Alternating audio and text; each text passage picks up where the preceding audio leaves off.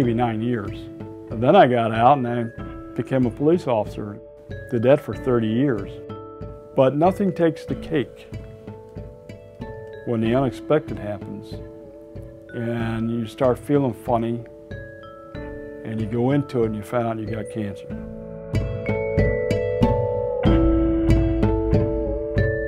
Most patients, before they come to us, there's not a plan yet, and that is a time of high stress and anxiety.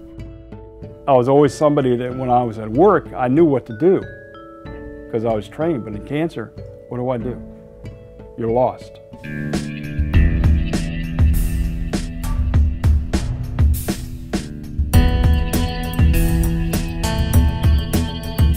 The National Community Cancer Center pilot program is unique.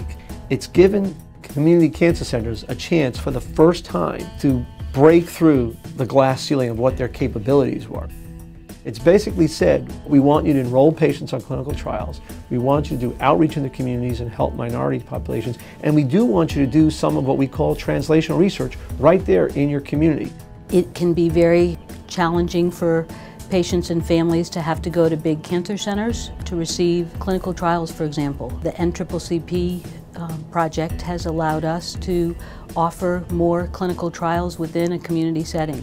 If you think about the way a patient has to navigate their journey through cancer, they're interacting with doctors' offices, different hospitals, different testing centers, and then of course the different physicians themselves. The nurse coordinator provides the patient and the family one person who is the focus of all of their care. As a navigator, I'll call the patient, and one of my first questions to most patients is, what led you to get this referral to our physicians here? And tell me your story. My dad was diagnosed with pancreatic cancer in June of 2005. Now that I'm working as a nurse navigator, there's probably not a day that doesn't go by that I don't think about that personal experience and feeling like I was on my own. I do remind myself pretty much every day the importance of what I do, because I've been through it personally without a navigator. We have something called a multidisciplinary case conference. It's a conference that meets every single week, and in that conference are all the specialists, the medical oncologists, the radiation oncologists, the surgeons. We also have our pathologist, the pulmonologist, the gastroenterologist, all the doctors who would be doing your evaluation and who would be doing your treatment, all come together in the room. At the end of that discussion, the nurse reminds us, okay guys, you need to come up now with a consensus statement. So what is the decision? Are we giving chemo first, radiation first, or surgery? And we make that decision, she gets that in the minutes, and then we as a team move on to the next patient. And the patients get a real good sense that I really now have a team that's behind me. It was like they grab your hand and shake your hand and put I got your hand in and they put your other hand on you and how you doing? I'm Dr. Krasna, it's good to see you. I'm Maria. And they hug you.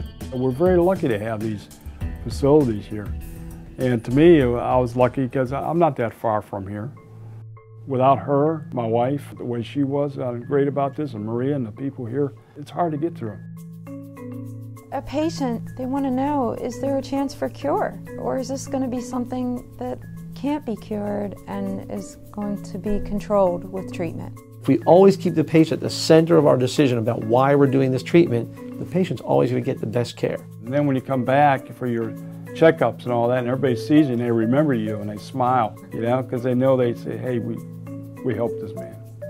So I plan on living to be 98. At least. That's what I'm going to do.